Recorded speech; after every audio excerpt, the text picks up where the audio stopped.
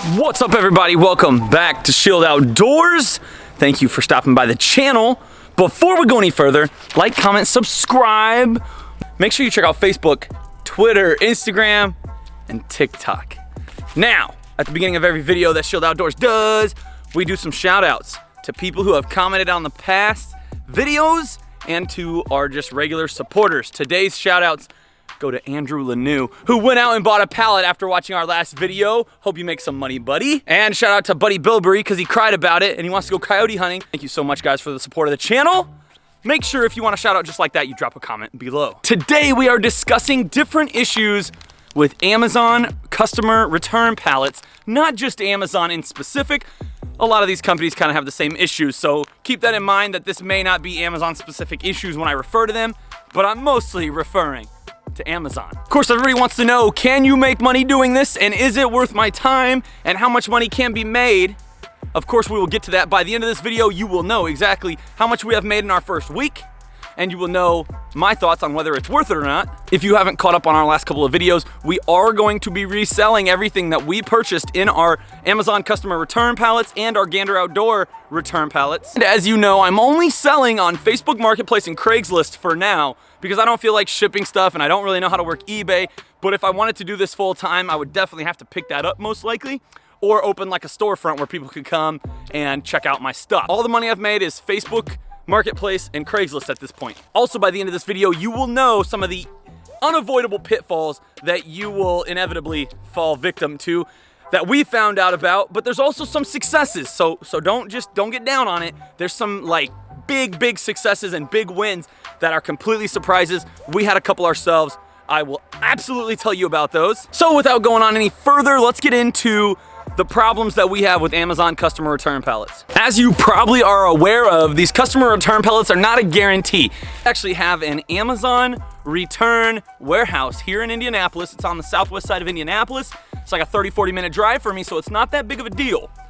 But if you have one of those near you, you still can bid on them online. In fact, I don't know if you can go in there and see those in person. So you bid on them online, and some of them you get a manifest, which is a list of things that are supposed to come in that pallet. It gives you an idea of what the MSRP value of the pallet should be, and maybe will give you a reference on how much you should spend.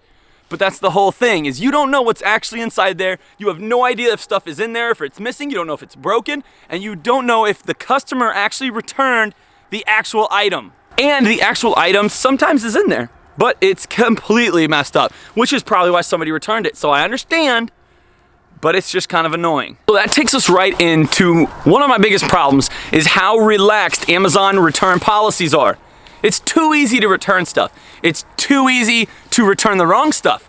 It's too easy to just send completely different items or completely messed up items that you messed up, and Amazon will still take it back. Which that's not different from anybody else. Everybody has relaxed return policies these days. Places like, I think it's Kohl's and Macy's, they don't even require a receipt. They're like, oh, we sell that product. Here's, you know, a $20 gift card. Come back and spend more money. Or they'll give you in-store credit. A lot of places are going to that now. So there's really no incentive for anybody who's not an honest person to do the right thing. Now, I guess the good thing is, if you are an honest person, it's very easy to return something if it is not correct, or if it's broken, or if it has a warranty. I understand that. But some of this stuff that's getting returned is either A, completely a different thing. So one example, when I did an Amazon pallet last year, we were supposed to have an ice fishing rig. When it came in the pallet, I opened it up and the box was new, but the actual fishing setup inside was like 25 years old. I mean, it was almost antique. But there was another situation more recently in my Gander Outdoors pallet where there was supposed to be a $200 BMX bike, and it was supposed to be like the stealth bike. Well, I don't know if somebody waited 6 months to turn this in or what happened, but the tires were worn, the bike's completely scuffed up. They cut the brakes off of it. There's no brakes, no wiring for brakes, not even the little hand brake. And then there were stickers all over it, and the stickers were sun faded. So somebody was being just completely dishonest, in my opinion. They brought back an item that was not what it was supposed to be, or A, they did use it all summer and then they just returned it and got their money back. Another example was the coffee pot in the most recent Amazon pallet we purchased. Brand new coffee setup, but the mug was an old dirty mug. So somebody ordered the brand new coffee maker, kept the jug. They probably, you know, just wanted a new mug or whatever. They kept the glass jug, put their old one in it, packaged it back up, sent it right back to Amazon. To which we get on to the next issue. The employees at Amazon, are they just not checking this stuff? Does Amazon just not care? Do the employees not care? What is going on that people are sending back completely different or completely, you know, random items in these boxes and nobody cares? Is that an Amazon issue? Is it an employee issue? Is that just the beast these days of return policies? Does just nobody care? I don't know. I don't know if it's saving them time or money just doing it that way, or maybe they just hope that we'll just throw it in a liquidation pallet and make a little bit of money back on the back end. I don't really know. There's another big issue I have with Amazon in specifically Amazon. When you get these return pallets, the manifest has everything's MSRP. So you might look at a pallet and say, wow, this is $2,000 worth of stuff. But Amazon's the cheapest place around. They don't sell stuff at MSRP. So what they say is $2,000 of value, they would already be selling at about 70% of that number. So you might get $2,000 MSRP of a pallet, and you might think to yourself, I got $2,000 of stuff. But Amazon is already selling, like, you know, let's say it's a $100 item. Amazon's already selling it for $65, $75 with free shipping. So you automatically have lost 25% of that value because somebody, instead of dealing with you, they could just go on Amazon and get it for free shipping. So you gotta be careful on your MSRP. The other thing about Amazon, and I actually don't mind this because they price stuff, I guess they show the value correctly-ish if you think about it this way, but they have Amazon Basics. Amazon is now producing their own stuff, or at least putting their sticker on manufactured items, and then they sell that stuff really, really cheap. An example would be a little handgun safe that I got, or some kind of like a little, like, I think it was called a wallet safe. It's only about this big, it's about the size of a book, and it's about this thick, okay? And it has a combination on it. Well, it says the value is $19.99. You get on Amazon, boom, they're selling it for $19.99. So that is accurate, and that is helpful in the long run when you're trying to sell stuff. But again, the mass number of items that they are selling, they don't produce, and they're selling for way under what the MSRP is. So you're not exactly getting what you think that pallet should have in it, value-wise. So let's get into how much money I have made, and how much I spent, and how much I still think I can make. So, if you haven't watched the previous videos, we spent $151 on one Amazon pallet that was supposed to be worth $2,000, okay? $2,000 pallet, I spent $150, and that's after taxes and fees. Excellent price, excellent. For the most part, it was like appliances, kitchen stuff, and a lot of Carhartt clothes. And if you remember that video, I talk about how much money I think the Carhartt's gonna bring in, and we'll get to that. So right off the bat, we kept $180 of value. So I spent $150, and right off the bat, I'm keeping $180 worth of stuff. So in theory, if you wanna look at it that way, I already made my money back just in what I kept. And I kept like a Brita filter, some trash bags, some laundry detergent, and that rang up to be about $180. So if you wanna look at it that way, I'm $30 in the plus already, in theory. But I'm not making cash back off that, right? So, how much money did I make? In week one, I made $150. That was mostly the Carhartt stuff. In fact, I haven't even posted most of the Amazon stuff for sale because I've been selling the stuff from the Gander pallet. I was kind of picking out the high dollar stuff to try to, you know, make that quick cash back. And I've actually made about $300 back from the Gander pallet. But $150 back from the Amazon pallet. So I've kept 180, I've sold 150, and so I'm at about $330 of cash and value that I have retained.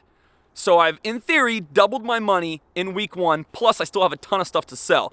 And like I said, the Carhartt sold first, a couple of the appliances sold first, a sandwich maker, things like that. But you also have to go back to how much money do I still think I can make? That pallet was missing about $200 of stuff, and stuff that was completely not correct, okay? So right off the bat, I had a $2,000 pallet, I'm $150 in, and then boom, just erased $200. And then remember what I talked about, how stuff is not typically sold for the MSRP. Stuff typically sells for under the MSRP. So I had a $2,000 pallet, $200 value is completely missing, and then go ahead and just reduce 20% of that because you're not gonna make your 100% of your MSRP. So I was looking at about probably $1,500 value. I have retained and made cash at about $300. So in my opinion, I have about $1,000 of value left. And my guess is I'll probably make about $400 off that. That will round me out at about $750. So I spent $150, I will have about $750 that I get back. So in theory, I will have about a $600 profit off the Amazon pallet. But let's talk about some of the successes and some of the surprises that you will get. In that Amazon pallet, there was a bungee chair that I complained was broken. That wasn't even on the manifest. I was able to repair it, boom, sold it for 30 bucks, out the door. In one of the Gander pallets, there was a listing for a crossbow, and it said $99.99, and that's all it said was crossbow. So I was thinking to myself, like one of those little handgun dart guns or something, in which there was one of those. Well, I get into this pallet, and boom, it's a super nice $800 crossbow. It just needed new strings and cables. So I get this crossbow, I took it to a shop. It's at the shop right now. They already called me, they said, hey, it'll be 150 bucks. We'll get strings, cables, and we'll tune it. And you should be able to sell this thing for like $600-700. That'll be a profit after I pay for that, the repair. That'll be a profit just on that one item of like $500.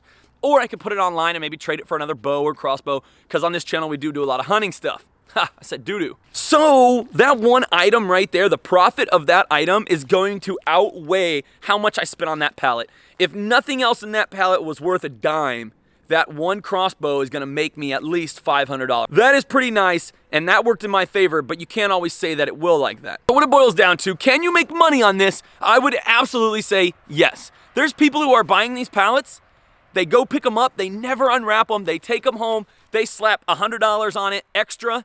So let's say they get it for $250, they bring it home, and they're selling it for $350 out their door, the whole pallet wrapped up, they don't even get into it. I can't imagine there's any skill to picking out random pallets and knowing from looking at a blurry picture online. Oh yeah, that's another problem. The pictures of these pallets online, completely blurry. You can't see anything.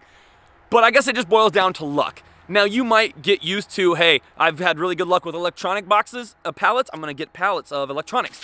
You might be like, hey, I did really good with exercise equipment, I'm gonna keep buying this exercise equipment. Just find your niche if you wanna get into this. I would also recommend not just buying one, because if you have a flop pallet, for one, it puts a bad taste in your mouth, and two, you lose money. By buying two pallets, you have a better chance of making that profit margin, even if it's nickel and diming it to the top.